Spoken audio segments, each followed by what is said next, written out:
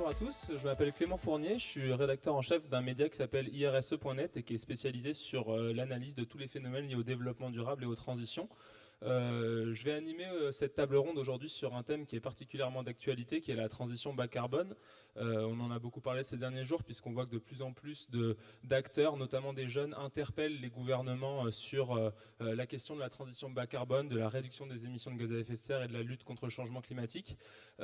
Et ce qu'on voit, c'est que souvent, ces acteurs interpellent l'État, les gouvernements, et très peu les territoires. Et alors, nous, ce qu'on a eu envie de se demander aujourd'hui, c'est est-ce que finalement il n'y a que l'État qui doit agir pour réduire ses émissions, pour faire la transition vers des énergies plus propres, bas carbone, ou est-ce que les territoires ont aussi un rôle à jouer? Quel est ce rôle? Comment ils peuvent agir?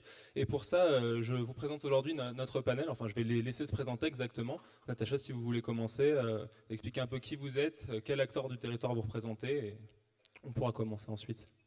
Bonjour à tous, je m'appelle Natacha Massu, je suis responsable du service environnement au port du Havre. Pour vous décrire rapidement ce qu'est le port du Havre, c'est 10 000 hectares de territoire terrestre dédiés à l'industrie, mais aussi aux espaces naturels. C'est 6 000 navires qui accostent chez nous au Havre pour distribuer près de 3 millions de containers partout en France. Voilà. Le service environnement du port du Havre s'occupe de nos 1200 salariés, puisqu'on est une entreprise comme une autre en fait, et donc on a un rôle d'accompagnement de nos salariés à réduire leurs impacts au quotidien, et on a également un rôle auprès de nos industriels, de nos logisticiens, de tous les occupants de notre domaine portuaire pour les aider à améliorer leurs pratiques. Voilà. Merci. Elisabeth? Bonjour, Elisabeth Derancourt. J'ai fondé un cabinet conseil qui travaille sur les stratégies de RSE majoritairement dans le domaine alimentaire. Et je suis là aujourd'hui en tant que secrétaire générale d'une association qui s'appelle Bon pour le climat, créée en 2014 et qui a pour objet de faire passer un message sur l'impact carbone de l'alimentation en proposant des outils concrets et pratiques aussi bien pour les consommateurs, chacun d'entre nous, que pour les chefs de cuisine et les futurs chefs de cuisine, évidemment, dans les formations hôtelières. Pascal, allez-y. Oui, bonjour, Pascal Chaussec. Alors j'interviens avec deux casquettes en quelque sorte. Une première casquette qui est comme président d'une association qui s'appelle APEFA, donc une association d'agriculteurs, producteurs d'électricité photovoltaïque. On est plus de 400 adhérents en France. Pour accompagner les agriculteurs, pour sécuriser cette production, cette diversification de production d'électricité propre, et aussi pour, faire émerger le maximum de ces projets, donc rassurer les éventuels porteurs de projets, pour faire développer cette énergie qui a un gros potentiel, qui devient aujourd'hui compétitive. Ma deuxième casquette, c'est comme agriculteur et référent d'un groupe GI2E, donc groupement d'intérêt économique et environnemental, donc sur le sol, hein, dans notre groupe, donc aidé par la région, on essaie de développer des techniques pour quitter l'ancien monde agricole vers un monde beaucoup plus biologique, plus écologique et plus performant au niveau carbone notamment, et sur plein d'autres aspects qu'on évoquera sans doute tout à l'heure. Et pour finir, Emmanuel. Oui, bonjour à toutes et à tous. Emmanuel Chilwart, directeur régional d'Engie pour la Normandie. Engie, une entreprise qui aide ses clients à aller vers la transition énergétique zéro carbone, une société de services, et également producteur local de proximité d'énergie renouvelable. Merci à tous. Alors, comme vous le voyez, on a dans cette table ronde un panel d'acteurs qui représente très bien la diversité des acteurs du territoire. On a des agriculteurs, des entreprises, petites ou grandes, des représentants d'acteurs territoriaux comme le Grand Port du Havre, etc. Ça va nous permettre de faire un tour d'horizon de tout ce que peuvent faire ces acteurs pour actionner la transition bas carbone, pour innover, pour inventer de nouvelles pratiques. Alors, la première question que j'ai envie de vous poser, c'est vrai qu'on voit depuis quelques années une vraie demande des consommateurs, des citoyens d'aller vers une transition bas carbone, de changer nos pratiques. Et souvent, là, cette attente-là est dirigée vers l'État, vers le gouvernement, vers des grands acteurs nationaux. Et pourtant, il y a des acteurs locaux dans les territoires qui peuvent actionner cette transition, qui peuvent participer, qui peuvent innover. Pourquoi est-ce que vous pensez que c'est important que ces acteurs-là s'engagent aussi, et peut-être même avant tout, pour la transition bas carbone? Je ne sais pas si vous voulez commencer, Natacha. Alors, le port du Havre possède un territoire donc, de 10 000 hectares qui accueille à peu près 800 entreprises différentes. Donc, en tant qu'établissement public, nous, on considère qu'on a un vrai devoir en fait, d'accompagner les changements. Donc, évidemment, au sein de notre entreprise avec 1200 salariés, mais également pour accompagner les industriels et les logisticiens. Donc on a trois axes en fait pour travailler là-dessus. En interne, comme je vous le disais tout à l'heure, on accompagne le changement de pratique de nos salariés au quotidien, donc avec des outils assez classiques maintenant autour d'un plan de mobilité pour favoriser le déplacement au vélo ou le covoiturage. Ça marche plutôt bien parce on voit que nos salariés au quotidien sont très réceptifs, ce qui n'était pas forcément le cas avant. D'ailleurs, on est assez content de voir autant d'enthousiasme en interne. On a également donc tout un travail de réduction de nos émissions et puis d'amélioration de notre performance énergétique. Je peux vous donner un exemple d'un projet qui est en cours et dont le Port du Havre est assez fier, c'est notre schéma directeur d'aménagement lumière. On a à peu près 7000 candélabres sur la circonscription portuaire et on est en train de tous les remplacer par du LED. Et on est aussi en train d'accompagner un changement d'éclairage avec de l'éclairage alternatif et différent selon les périodes ou selon les lieux. C'est un investissement de plusieurs millions sur 3 ans et ça va nous permettre de diminuer de 30% nos consommations électriques directement de l'entreprise Port du Havre. On a également un axe donc, pour favoriser les bonnes pratiques auprès de nos industriels et de nos logisticiens, en essayant de favoriser l'implantation de panneaux photovoltaïques pour de l'autoconsommation. Et puis, on travaille aussi auprès des armateurs, par exemple, en récompensant les armateurs avec une vraie volonté écologique.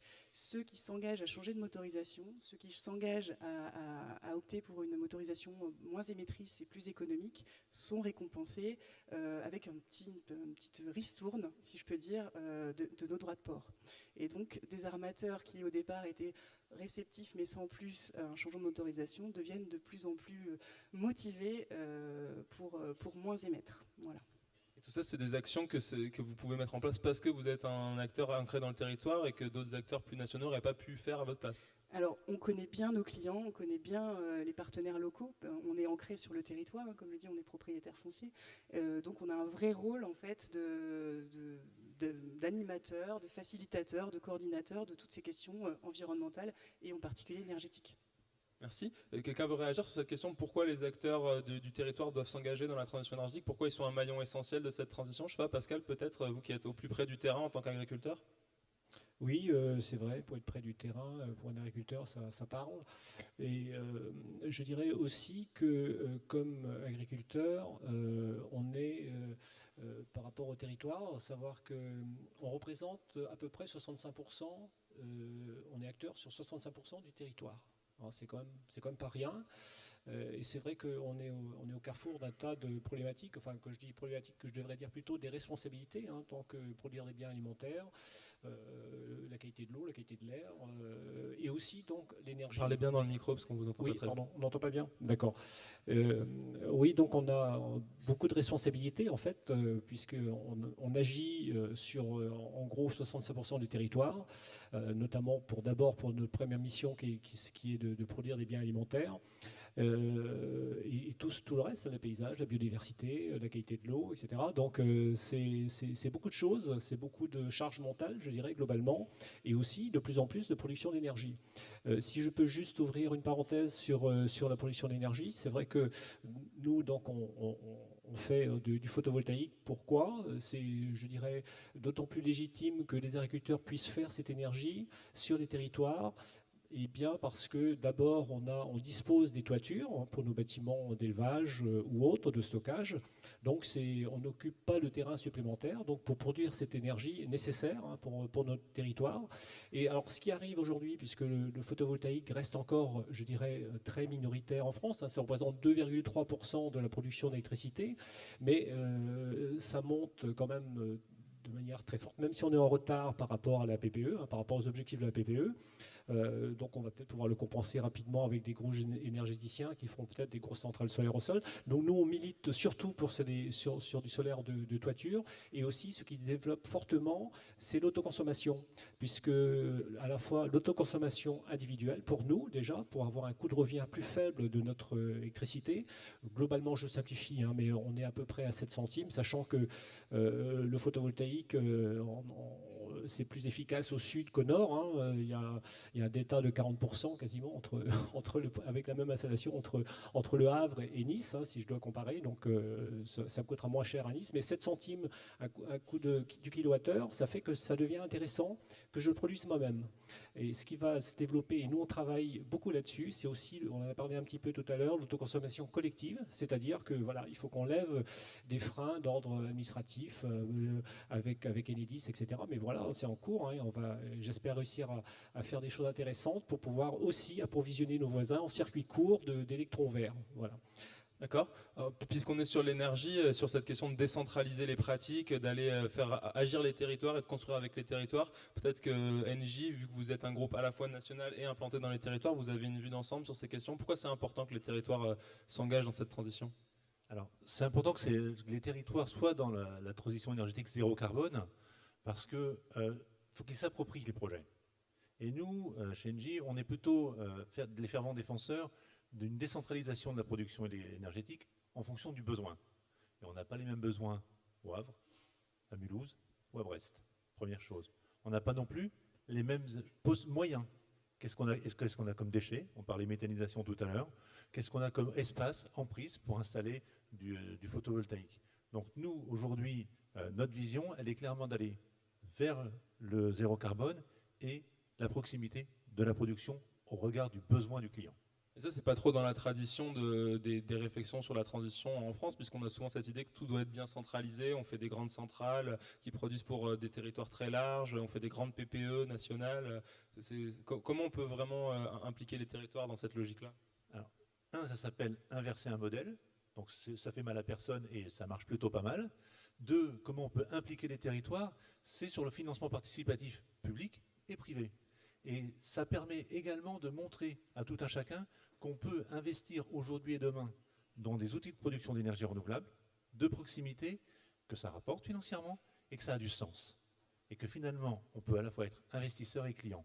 Et c'est ce vers quoi véritablement on milite pour se diriger demain sur la question de la production d'énergie renouvelable de proximité territorialisée.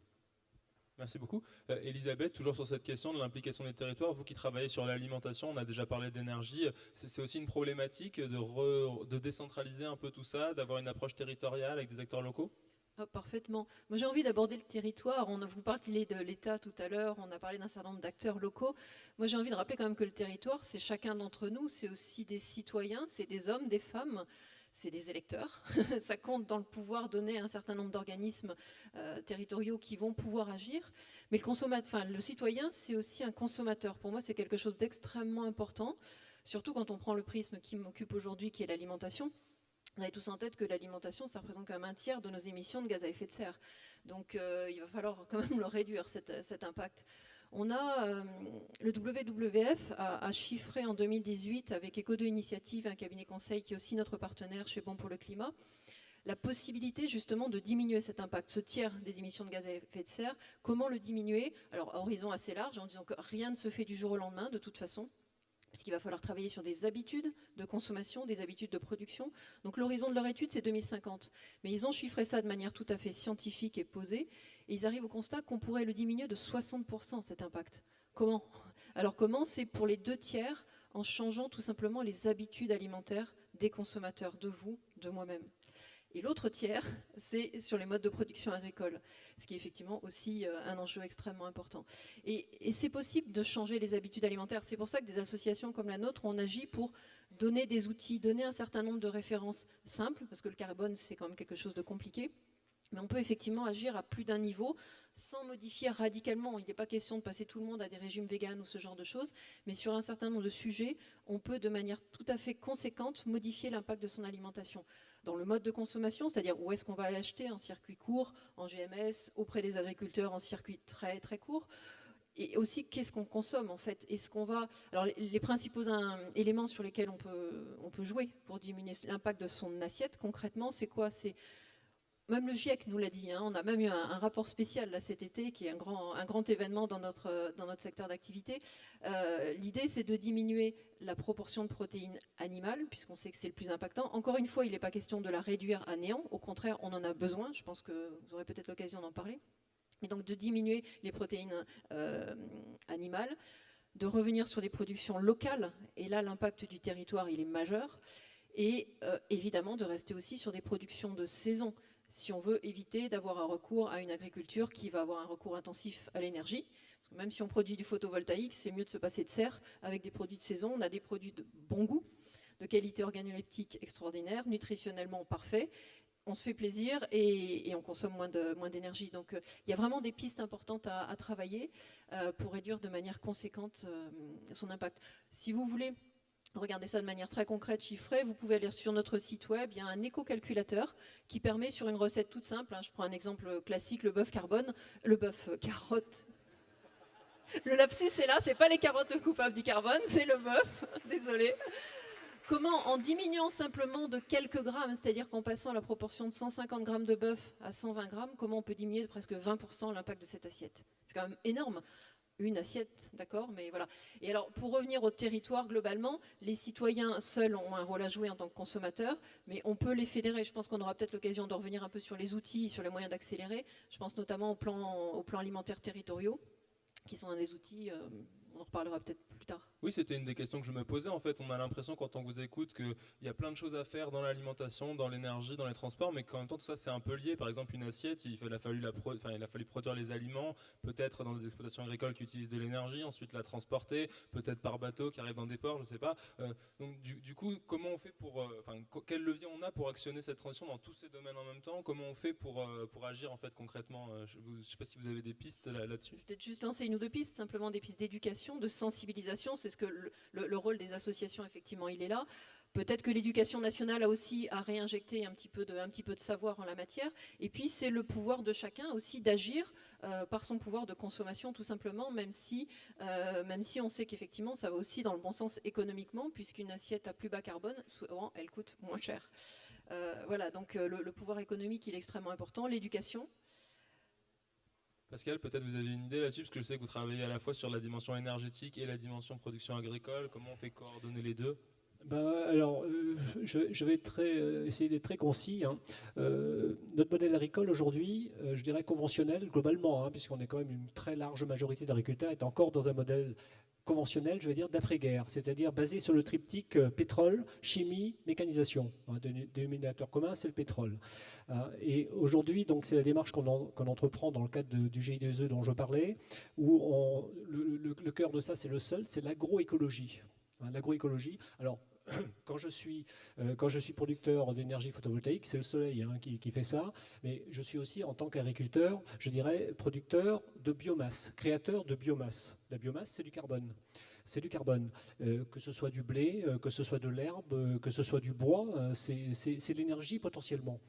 Donc, si on veut, on balance à 35 milliards de tonnes tous les ans, c'est un chiffre absolument énorme, mais nous, dans nos objectifs aussi de travail, parce que le sol est quand même un outil pour permettre de capter le carbone extrêmement puissant. Je crois qu'on parle de l'ordre de, mais le chiffre est à vérifier, mais peut-être 1 milliard de tonnes, donc selon la façon dont on travaille.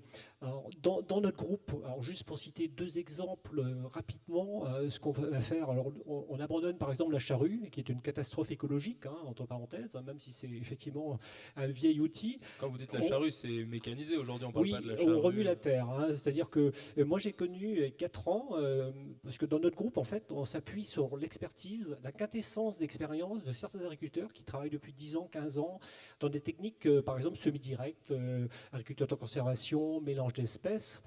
Et donc, on s'appuie, on échange nos techniques parce que c'est très pointu. C'est-à-dire qu'on passe d'un monde où c'était la chimie qui servait de catalyseur à faire que notre système soit productif et efficace. Ça l'a été jusqu'à maintenant où on voit bien les limites de la chimie. On n'en peut plus de cette chimie, il y en a trop. Donc, il faut absolument qu'on renverse la vapeur, mais fondamentalement.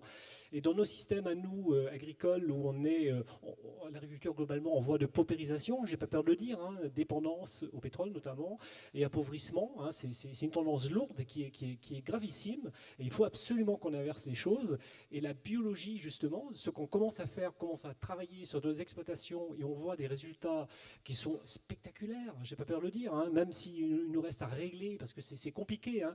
On passe d'un système chimique, donc c'est du pétrole, hein, c'est du carbone hein, directement, où on a des protocoles qui sont cadrés. Hein. On a une recette et puis on a un problème, on a une molécule chimique qui va régler ce problème-là. On passe à un monde où c'est la biologie. On remet nos sols en fonctionnement. C'est des vers de terre qu'il faut contrôler, enfin qu'il faut faire en sorte qu'ils travaillent le mieux possible. Il faut utiliser des méthodes, je dirais, alternatives, hein, où c'est le vivant qui fait le travail, ce que la nature fait déjà très bien. Mais ça demande beaucoup d'observation, de connaissances, de patience, et ça ne se fait pas d'un coup de baguette magique. Mais c'est ça, la nouvelle productivité va venir de ça, va venir de ce sol qui va être capable de fixer du carbone, de recycler du carbone, parce que moi, je raisonne mon métier d'agriculteur comme, d'abord, je nourris mon sol. Le sol, s'il est bien vivant, s'il est fertile, il va bien nourrir la plante, qui va bien nourrir l'animal, qui va me faire peut-être une meilleure viande ou des végétaux, hein, pareil, qui va nourrir l'homme. Et avec cette fertilité retrouvée, je vais produire plus de biomasse que je vais pouvoir éventuellement transformer en gaz, en méthane, par la méthanisation. Et voilà. Et donc là, je ne vais pas appauvrir mon sol. J'ai créé un cercle vertueux.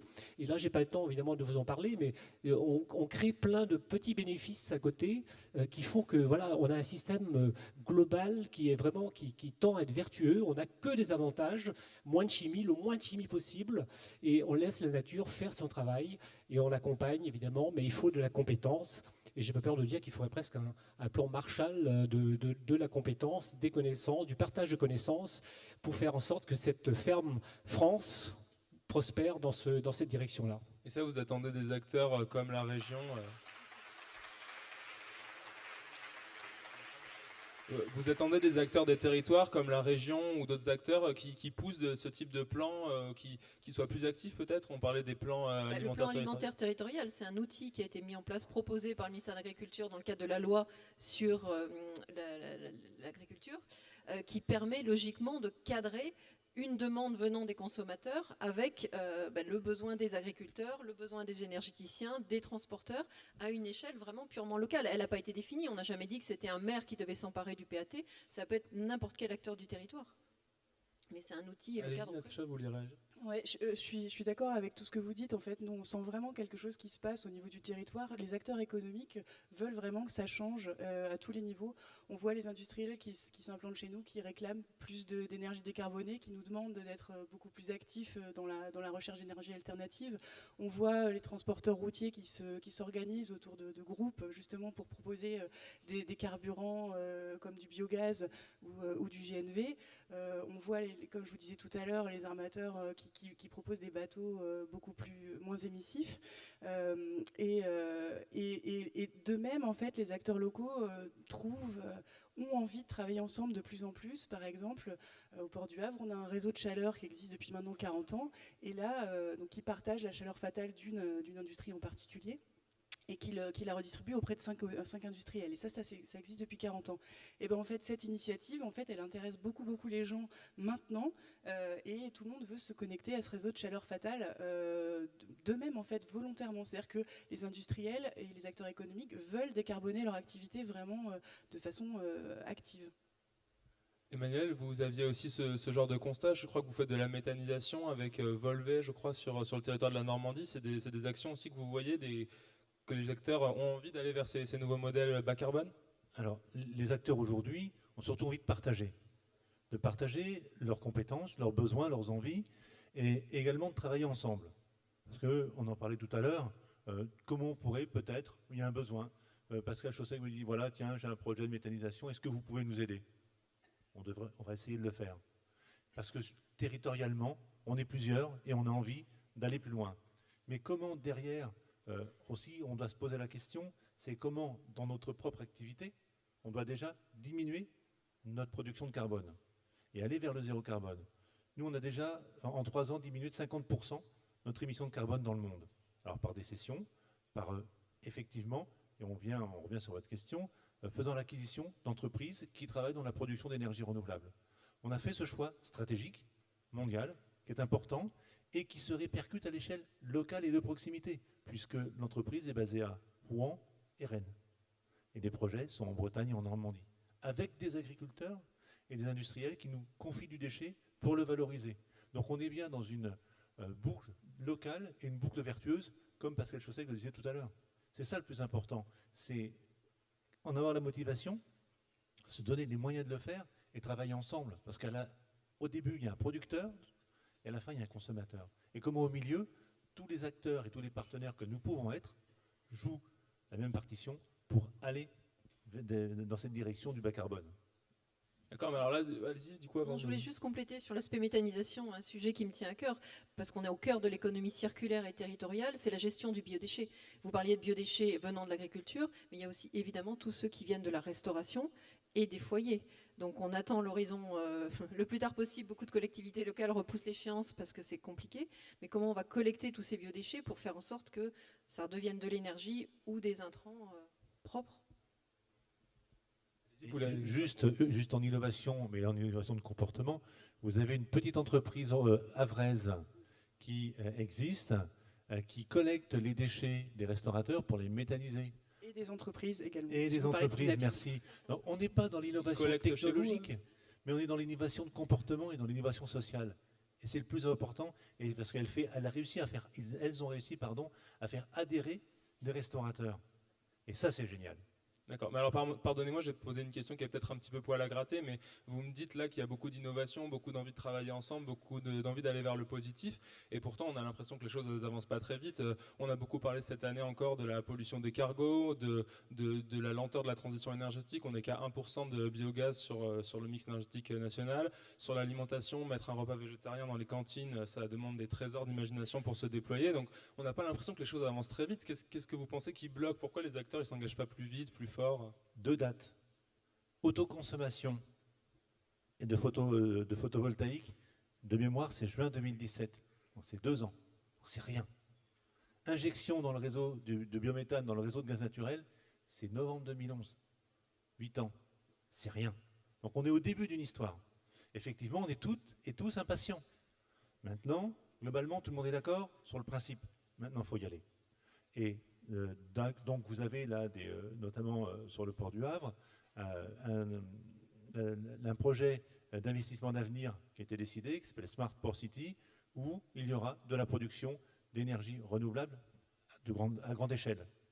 Et ça, c'est le plus important. C'est véritablement là une initiative locale où la collectivité a fait appel à des acteurs territoriaux pour travailler ensemble. Allez-y. Je suis d'accord avec vous. Peut-être qu'on a une impression de lenteur, mais en fait, tout au contraire, moi j'ai une impression inverse.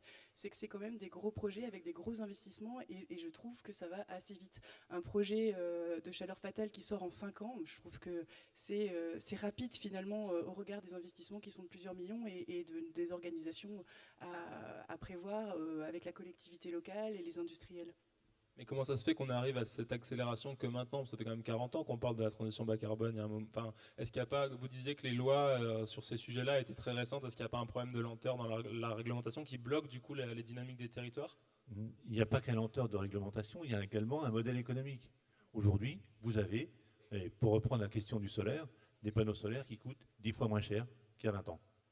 C'est tout. Donc aujourd'hui, produire 1 kWh solaire, ça revient à un coût comparable à 2 kWh nucléaires. Il y a 20 ans, ce n'était pas ça. Donc aujourd'hui, on arrive à faire évoluer les systèmes parce que, économiquement parlant, c'est rentable. C'est peut-être un peu dommage d'attendre que les choses soient rentables pour les faire, sachant qu'en fait, on a quand même intérêt à les faire à long terme. Si on attend que toutes les solutions écologiques deviennent rentables, peut-être qu'on va mettre un peu trop de temps à agir pour nuancer les effets du réchauffement climatique ou des autres problèmes écologiques, vous ne pensez pas?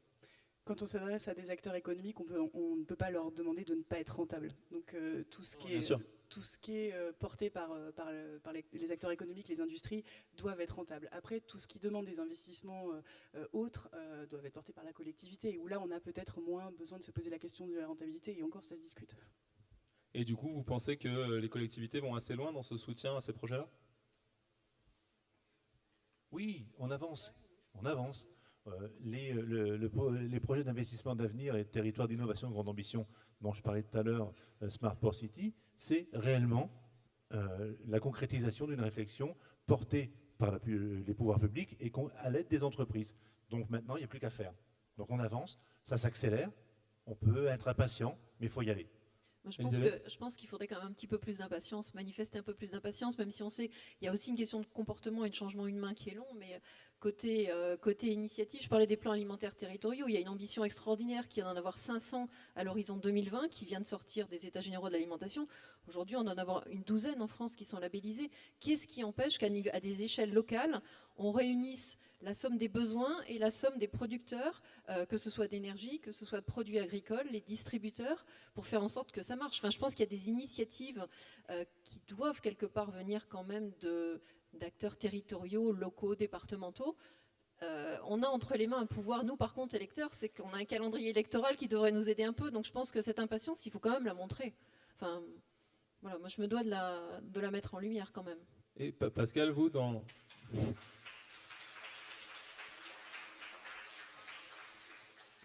votre secteur, vous sentez aussi que ça pourrait aller plus vite, qu'il y a encore des blocages? On parlait avant la conférence de la difficulté de changer les pratiques agricoles. Est-ce que vous sentez des blocages comme ça qu'on pourrait lever d'une façon ou d'une autre? Alors c'est vrai que le principe des groupements d'intérêts économiques et environnementaux portés par les régions, parce que les régions ont bien compris que les projets ne vont pas venir d'en haut, tout fait, ficelé. Hein. C'est un peu le problème de nous, enfin des agriculteurs globalement, qui sont, je dirais, globalement surbookés de boulot. Ils n'ont pas trop le temps de rechercher, de se poser et puis de rechercher des solutions parce qu'on est tellement pris par le travail au jour le jour. Et ça, la région a bien compris que des choses vont changer, mais il faut donner envie. Il faut que ça parte du bas parce que on est dans des problèmes tellement complexes. Si ça ne vient pas des gens, des acteurs eux-mêmes du bas, du terrain, qui vont avoir la meilleure connaissance déjà et les meilleures chances de faire aboutir les projets et de créer une dynamique qui entraîne le maximum de personnes. Alors moi, j'ai envie de dire une chose, puisque je suis de plus en plus, notamment par rapport à l'énergie solaire, en relation avec des communautés d'agglomération, par exemple, qui ont fait un cadastre solaire. Ils viennent vers nous, association d'agriculteurs, dit bah tiens, vous avez lancé un achat groupé là pour pouvoir avec un expert pouvoir je dirais sécuriser les projets et puis avoir des remises sur un volume, etc. On tire des passerelles et puis on s'aperçoit en fait en commençant par un sujet comme ça qu'il y a plein d'autres passerelles qu'on pourrait tisser ensemble. On a parlé tout à l'heure des projets collectifs méthanisation où on retrouve effectivement avec des agglomérations qui ont des déchets à recycler et puis nous on en aurait besoin pour faire mieux fonctionner nos systèmes de méthanisation, par exemple, dans l'intérêt commun. Et les déchets partent à 500 km en camion sur la route. Mais bien sûr, parce que très clairement, les agriculteurs, 65% du territoire, hein, en moyenne, les villes ont besoin des territoires, hein, très clairement, parce que les décisions se prennent en ville, hein, je le dis, hein, de moins en moins sur les territoires eux-mêmes, mais il ne faut pas oublier que les villes ont besoin des territoires et l'énergie renouvelable viendra majoritairement des territoires, hein, par le solaire, la méthanisation, l'éolien, etc., la biomasse, hein, la valorisation de la biomasse aussi, de chaleur, etc. Donc, ne serait-ce que par l'énergie, la ville a vraiment besoin de ces territoires et de ses principaux acteurs que sont aussi les agriculteurs. Merci. Donc, je vais vous poser une dernière question parce qu'on arrive un petit peu au bout du temps. Vous avez tous parlé de l'importance de changer les comportements des consommateurs, des électeurs, des citoyens.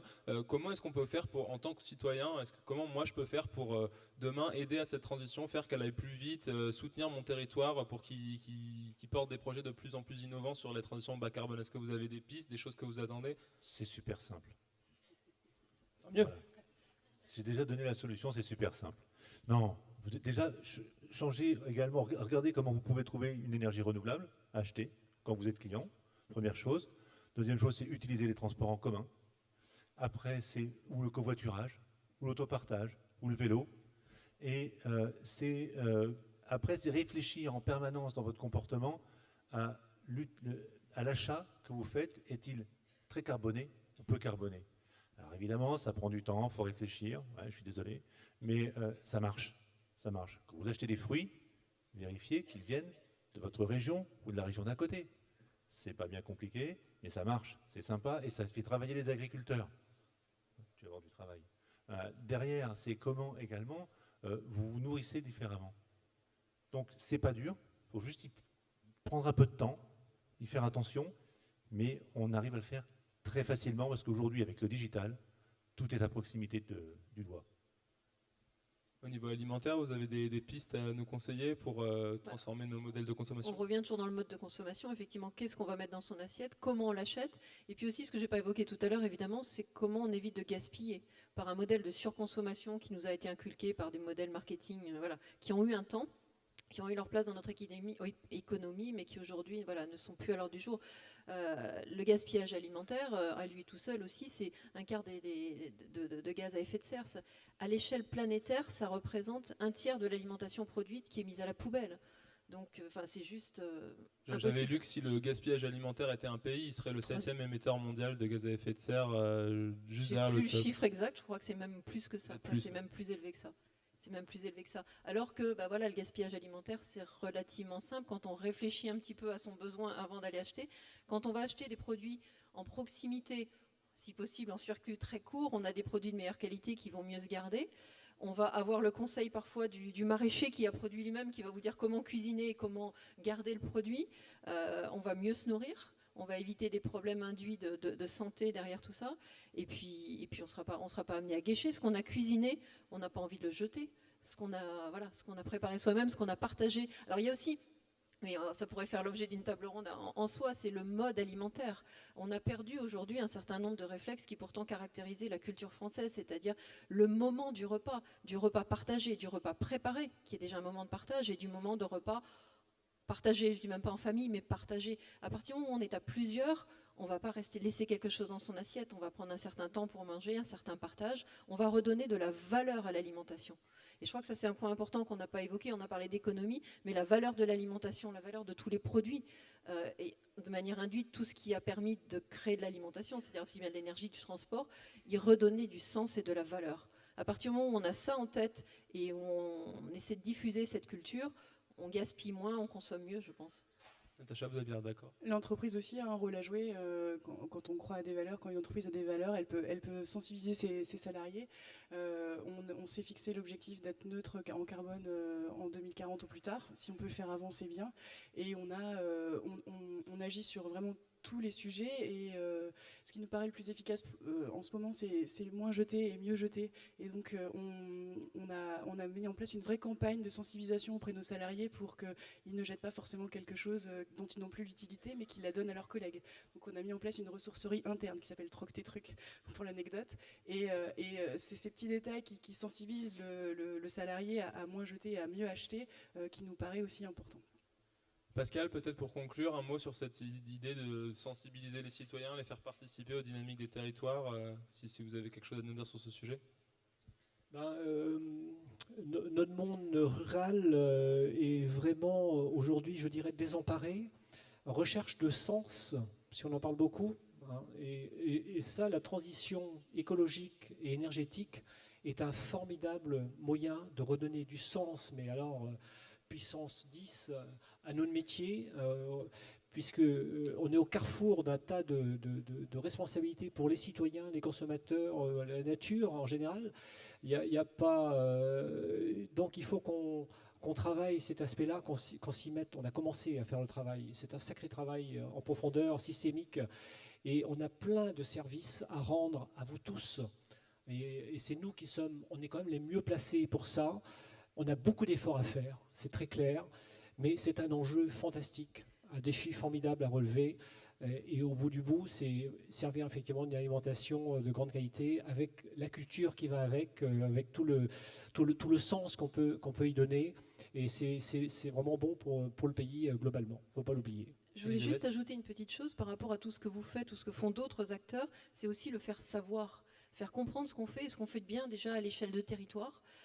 Plutôt que de s'exclamer sur ce qui va mal venant de l'extérieur, c'est faire savoir ce qu'on fait de bien, faire savoir comment on produit des produits agricoles, comment ils arrivent dans nos assiettes. Aujourd'hui, les enfants ont perdu complètement le sens d'un repas à table partagé, mais ils ont aussi perdu le sens de d'où vient le steak haché. C'est quoi un steak haché finalement? Comment il est produit? Donc allez dans des fermes, ouvrez vos fermes, faites des campagnes de communication avec vos syndicats professionnels. Enfin, voilà, il y a tellement de belles choses qui se passent dans le monde agricole.